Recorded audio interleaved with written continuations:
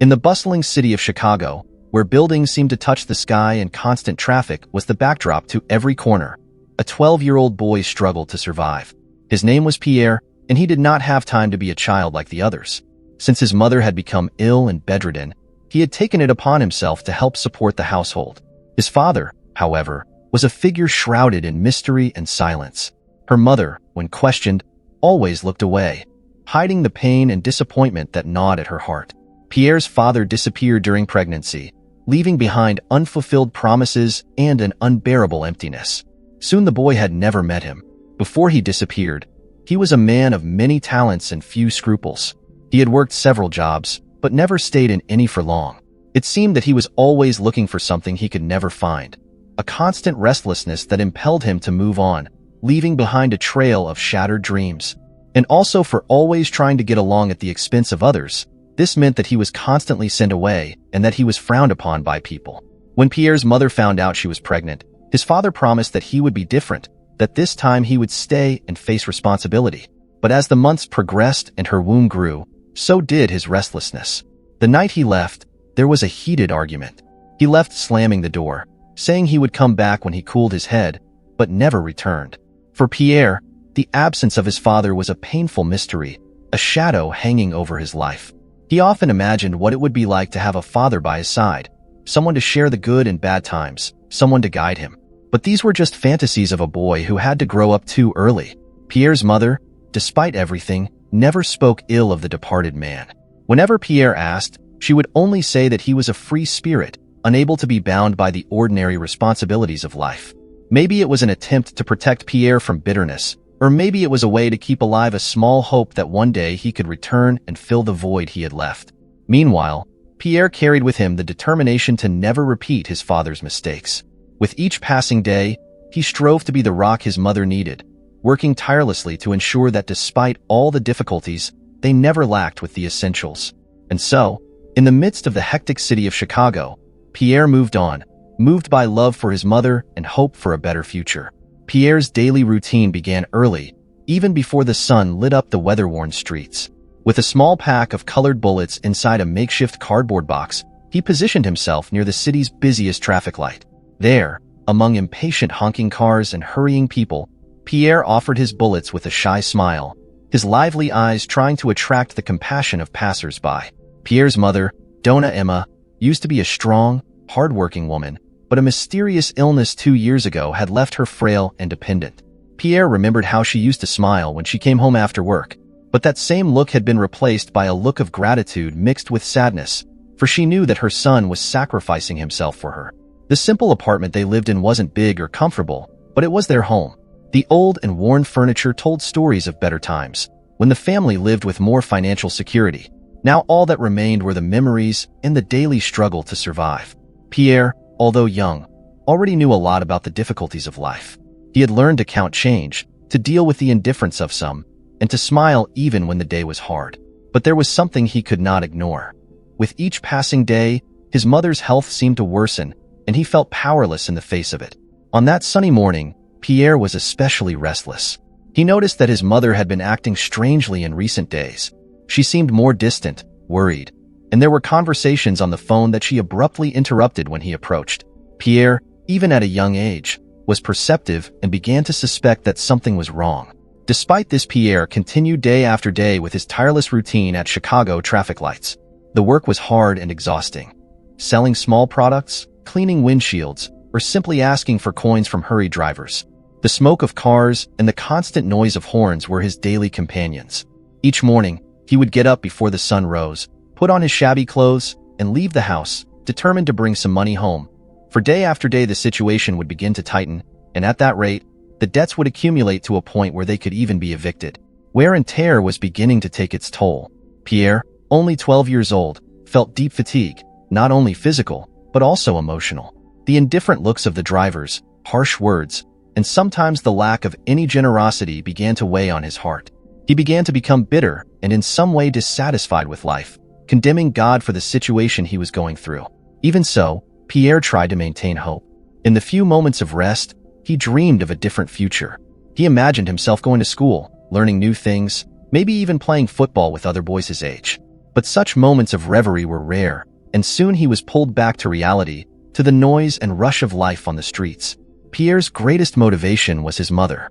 Every penny he got was an extra step to make sure she had the medicine she needed, that there was food on the table and a roof over their heads. He knew that no matter how tired he was, he couldn't give up. Love for his mother was the force that moved him. However, there were days when fatigue seemed unbearable. At times like these, Pierre allowed himself a break, sitting on the sidewalk and looking at the imposing buildings around him. He wondered what life would be like up there, where people seemed so far removed from the problems he faced on a daily basis. And in those moments of reflection, he promised himself that somehow he would find a way to change his life and his mother's. One afternoon, while selling his bullets, Pierre saw a luxury car parked across the street. From inside it, a well-dressed man came down and walked decidedly towards a luxury hotel that stood just in front of the traffic lights. The minutes dragged on as Pierre tried to focus on attracting customers to his bullets. He thought of his mother and her strange change of behavior in those last few weeks. I wonder what's going on? I thought to myself, and when his eyes again fixed on the hotel, he saw something that left him speechless. Among the elegantly dressed guests entering the hotel, he saw his mother.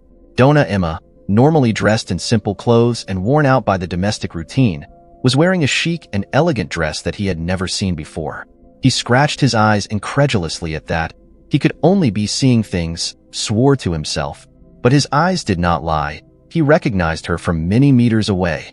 Pierre's heart skipped a beat. He could not understand what was happening. His world of responsibilities and sacrifices suddenly seemed fragile and distant. How can she be here? What's happening? He muttered to himself, feeling a mixture of anger, confusion, and sadness. Pierre watched his mother through the tears that were beginning to blur her eyes. He wanted to run up to her, ask what was happening, but was paralyzed by shock.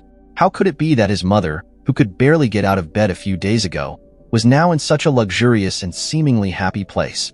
Meanwhile, his mind was flooded with a torrent of questions. He remembered the nights he lay awake, listening to his mother's muffled moans from the pain. He remembered the frequent trips to the doctor, the difficulties in paying for medicines. He felt the weight of all the times when he, at only 12 years old, strove to sell bullets under the scorching sun or cold rain. A mixture of emotions consumed him. Anger, for feeling that his mother might have hidden something from him. Confusion, for not understanding how she could be in a luxury hotel while he worked so hard to support the family. Sadness, for realizing that perhaps you did not know your own mother as well as you thought. Cars honked around him, people hurried past, but Pierre felt as if he were in a world apart, a bubble of discomfort and uncertainty. He decided he needed answers. Taking a deep breath to calm down, Pierre tucked the box of bullets under his arm and crossed the street, running towards the hotel. The entrance was majestic, with a red carpet that seemed to invite you into a world completely different from yours. Pierre hesitated for a moment at the door, feeling inadequate and out of place in the midst of that opulence. But the desire to understand what was happening to her mother was stronger than any discomfort. Pierre was then immediately barred by an imposing security guard. "Hey, kid, where do you think you're going?"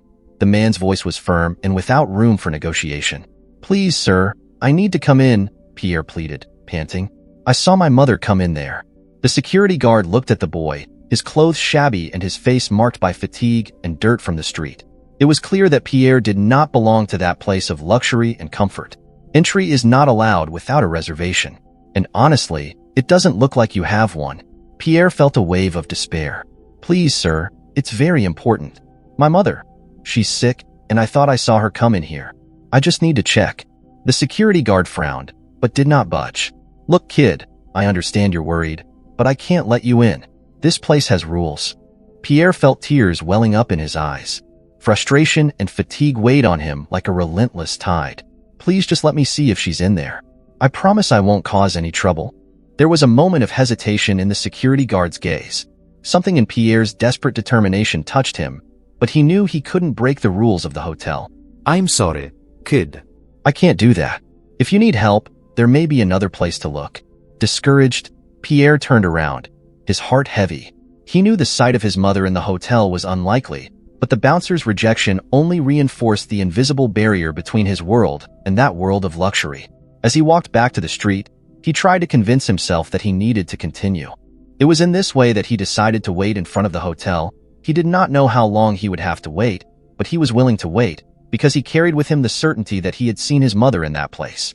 Something inside him insisted that he should wait, so he settled into a discreet corner near the hotel entrance. The hours passed slowly, the sun went down, and the air grew cold. He felt his stomach empty and his body shaking, but the stubborn hope of seeing his mother kept him there. As the night wore on, Pierre began to doubt himself. Maybe it was just an illusion, a trick of his tired and desperate mind. Hunger and cold made every minute more difficult. He cowered, trying to keep warm in the few clothes he had, and thought about going home. His mother needed him, and he knew she would be worried if he took too long. As the clock approached 10 in the evening, he finally gave up. Maybe it was just a mistake, a product of his tired and desperate mind. He decided to return home, feeling defeated and worried. The walk back was slow and painful. Each step felt like a monumental effort, and his stomach growled insistently. When he finally reached the door of the small apartment, he opened it carefully, trying not to make noise so as not to wake his mother. "Mom, sorry for the delay," he said, entering and closing the door behind him. "You don't know what I thought I saw today." He stopped abruptly. The house was dark and quiet, more than usual. He turned on the light in the room and looked around, expecting to see his mother lying in bed or sitting in the old chair, but the place was empty. A chill different from that of the night began to take hold of his body, a chill of fear and uncertainty. "Mom?" he called, his voice echoing in the small room. He ran to her room, but the bed was empty. A growing panic began to take hold of him. Without wasting any more time, Pierre decided that he needed to return to the hotel, took a thin jacket, and went out again in the cool evening. He had to find his mother, no matter what it took. And so, even with his stomach aching with hunger, he ran as hard as he could. Arriving at the hotel, he again approached the entrance, but this time with more determination. The same security guard was there, but before he could speak, Pierre had already begun to explain. "Sir, I need to know. A woman with long hair and who walks with difficulty has left here for now?" "I don't know. I didn't see any of that, kid." Despite the vague answer, Pierre had nothing else to do but wait around longer. He was almost asleep when, between dreams and chills, he saw a familiar figure leaving the hotel. It was his mother, clearly weakened, but still standing. She looked around, worried, afraid to be seen. And when her eyes met Pierre's, she looked completely frightened. "Mom!" Pierre shouted, running towards her. "Pierre, my love, what are you doing here?"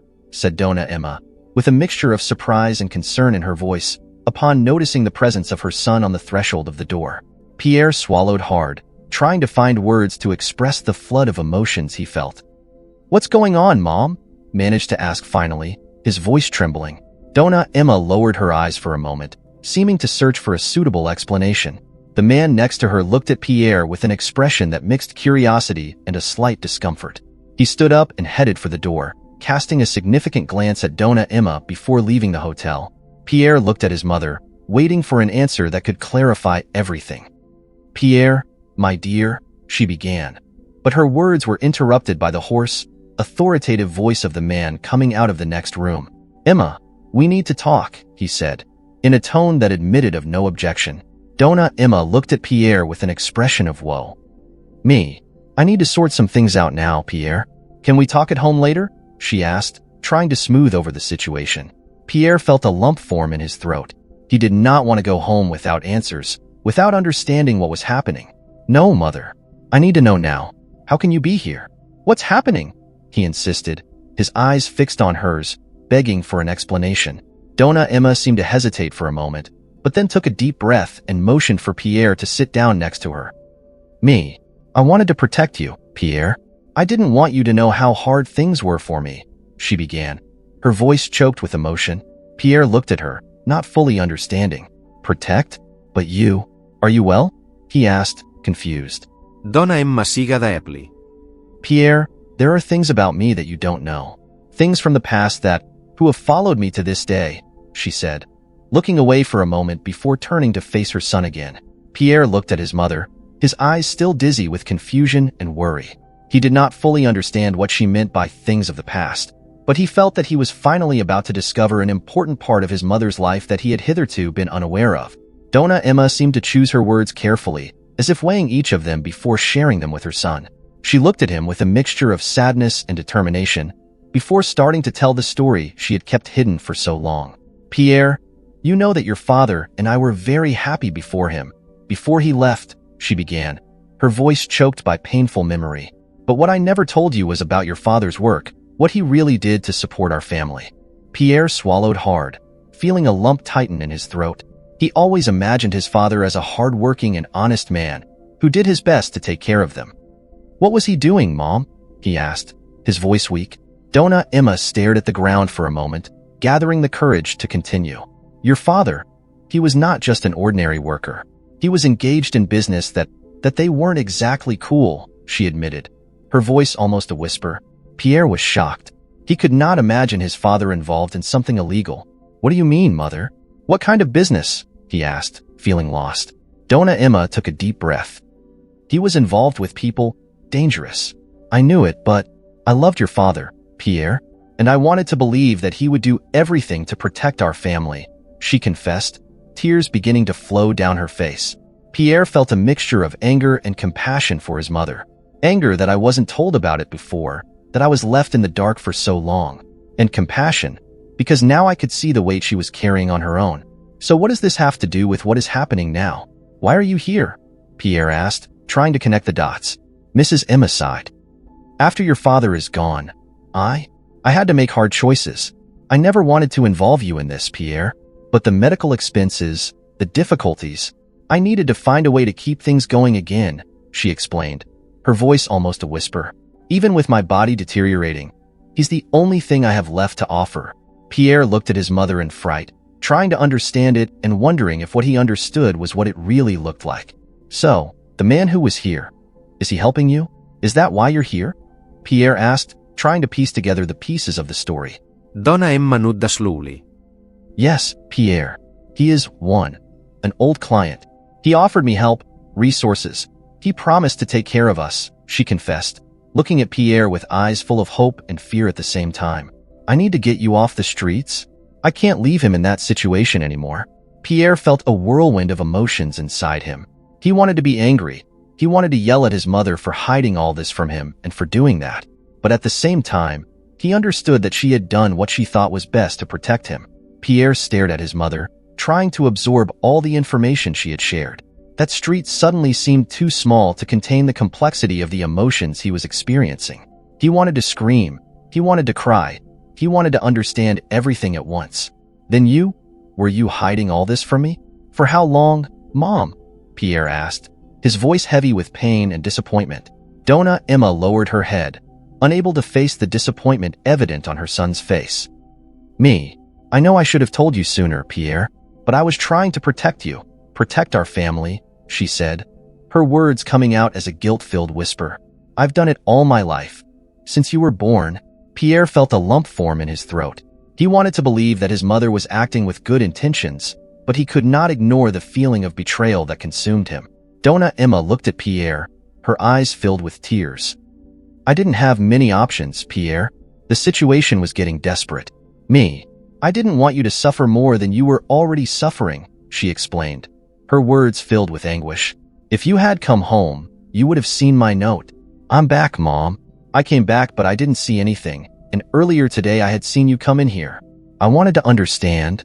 Pierre felt a wave of revolt mixed with anger. He understood that his mother was struggling alone to keep the family together, but he also felt betrayed that he was not included in the truth.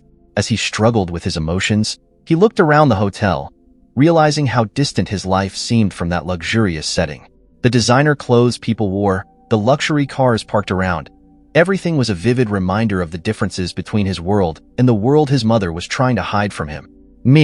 I need some time to think, Mom, Pierre finally said, his voice firm despite the tremor in his hands. I need to understand all this. Who was real Dad, what happened, and what that means for us now. Dona Emma nodded, tears running freely down her cheeks. She knew she had hurt her son, and now she would have to face the consequences of her decisions. Pierre stood up slowly, feeling as if he was carrying a much greater burden than his young age should bear. He took one last look at his mother, before turning his back and walking down the street, Pierre's footsteps echoing against the asphalt. He felt lost, not just physically, but emotionally as well. He needed time to digest everything he had discovered, to decide how he would deal with this new reality that had been revealed to him. Pierre walked through the busy streets of the city, lost in his thoughts. The revelations about their mother's past and current circumstances have left them both vulnerable and exposed. He was determined to do something to change their lives, so that his mother no longer had to go through such difficult situations, and in his vexatious vision, where she had to sell her own body in order to survive, that for him was terrible, especially while she faced that delicate disease.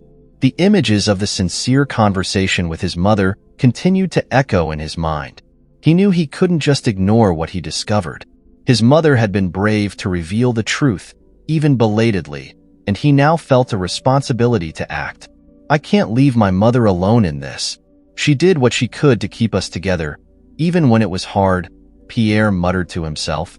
As he walked aimlessly through the streets, he decided he needed a plan. He needed to find a way to help his mother so that she no longer had to depend on strangers or obscure situations to survive. As he thought, he remembered a conversation he had overheard among some local merchants who frequented the avenue where he sold his bullets. They were talking about a scholarship program for talented low-income youth offered by a non-profit organization in the city. Pierre knew that he was smart and that he had good grades at school, despite all the difficulties at home. If I get a scholarship, I can continue studying and prepare for a better future, Pierre thought, feeling a new determination grow within him. And then I will be able to take care of my mother the way she deserves. With this thought in mind, Pierre returned home and went to sleep with this hammering his mind. The next day, with his mother already at home, he said, "Mom, I want to talk to you," Pierre said, his voice firm and decided. Dona Emma looked at him, immediately noticing that something had changed in her son since the conversation the night before. "I'm sorry," she said, annoyed by all this. "Don't worry, Mom. That's in the past." They sat at the kitchen table, and Pierre told her about the scholarship program he had heard about. He explained how he was determined to apply and win a scholarship and that they would pay him for it. Dona Emma looked at Pierre with admiration and tenderness. She knew her son was special, but seeing his determination in the midst of all the difficulties left them speechless.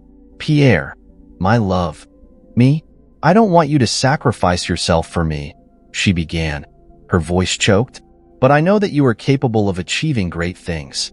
If that is your decision, I will support you with all my heart. I don't think it's fair that you sell yourself for me. We'll get out of the mud." Pierre smiled at his mother, feeling a weight lift from his shoulders. He knew the road ahead would not be easy, but he was determined to create a better life for both of them. He would start with their own education, the opportunity for a future where they no longer had to hide secrets or depend on strangers. That night, after work on the streets, Pierre went to his room with a new sense of purpose. He took a notebook and began to make plans, to write about his goals and dreams for the future. Through the window, stars began to dot the night sky as he envisioned a tomorrow full of possibilities. The following days were intense for Pierre. He plunged headlong into his studies, determined to ensure that his grades were impeccable in order to excel in the scholarship application. Every spare moment he had after selling his candy on the street was devoted to books, revising lessons, and doing extra exercises to reinforce his learning. Dona Emma observed with admiration and concern the dedication of her son. She felt proud of his determination, but she also feared that he was overloading himself. However, Pierre was determined to move on, and she did not want to discourage him. While Pierre struggled in his studies, he also began preparing for the interview that would be part of the selection process for the scholarship. He researched the organization responsible for the program, learned about its values and mission, and practiced answers to possible questions that might come up during the interview. As time passed, Pierre realized that he was transforming not only academically, but also emotionally. He felt a growing confidence in his abilities and a renewed determination to build a better future for himself and his mother, who every night left the house, and that gave the boy even more gas. The community around Pierre began to notice his dedication and his effort. Some merchants who saw him every day selling candy began to offer words of encouragement and support. An elderly lady who regularly passed by him even brought some used books to help him in his studies. Pierre felt grateful for all the expressions of support he received, and this further motivated him to continue fighting for his goals. Finally, the day of the interview came. Pierre was nervous, but determined. He dressed in his best clothes, a shirt that had been a special gift from his mother on his last birthday, and left for the interview site. The atmosphere of the organization was welcoming and inspiring. Pierre was greeted by a friendly young woman who guided him to the room where he was to be interviewed. He took a deep breath to calm his nerves and walked in confidently. During the interview, Pierre spoke passionately about his journey, about how his mother inspired him every day, and about his burning desire to build a better future through education. He answered the questions clearly and sincerely, demonstrating not only his academic skills, but also his maturity and determination. As he left the interview, Pierre felt a mixture of relief and hope. He knew that he had done his best, and now it only remained to wait for the result. While eagerly awaiting the response of the organization, Pierre continued his studies with redoubled dedication. He did not want to leave anything to chance, as he knew that this scholarship was not only an opportunity, but rather the key to transforming their lives and ridding his mother of that terrible situation. The days slowly dragged on as Pierre eagerly awaited the organization's verdict on the scholarship. Each night he lay in bed, mentally going over the interview, reviewing each question and answer, trying to assess his chances and thinking about whether it had gone well. Dona Emma was also nervous, but tried to keep a calm countenance so as not to worry her son even more. She knew how much this opportunity meant to him, to both of them, and she prayed every night that things would work out, because although she had to sell her own body and had done so for many years, it was not what she had dreamed of. Finally, after a few weeks of waiting, Pierre received a white envelope with the logo of the non-profit organization. His heart raced as he tore open the envelope and pulled out the letter inside. His hands trembled slightly as he read each word. "We are happy to inform you that you have been selected to receive the full scholarship and an expenses grant," the letter said. Pierre felt a lump form in his throat as tears of happiness flooded his eyes. He couldn't believe it. Everything he had worked, studied, and strived for was paying off. The scholarship wasn't just an opportunity. It was the promise of a future where he could fulfill his dreams and repay his mother's love and sacrifices. Pierre rushed to show the letter to Emma, who was in the kitchen preparing dinner. She looked at him, their eyes met, and they both knew instantly what that letter meant. "Mom, we did it!" Pierre exclaimed, tears of joy still rolling down his cheeks as he hugged his mother tightly. Dona Emma held her son tenderly, feeling deep relief mixed with indescribable pride. "My son, I'm so proud of you," she said, her voice choked with emotion. "You deserve this more than anyone." They hugged for a long moment, sharing a silence that said more than 1,000 words. It was the beginning of a new journey for both of them, full of hope, opportunity, and the transformative power of education. Now you won't have to do that anymore. You can stay home and take care of your illness. In the following months, Pierre began his studies at the new school, where he received full support from the organization. He immersed himself in classes, participated in extracurricular activities, and made new friends who shared his desire to learn and grow.